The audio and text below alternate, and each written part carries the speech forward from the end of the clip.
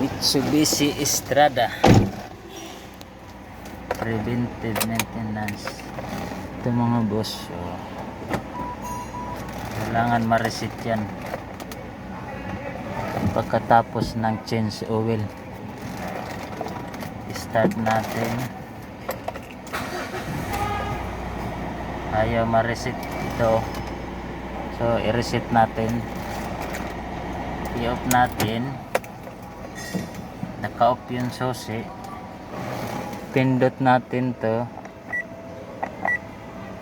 Paglabas at ganito tools, long press mo lang, tapos bitaw, pindot ulit.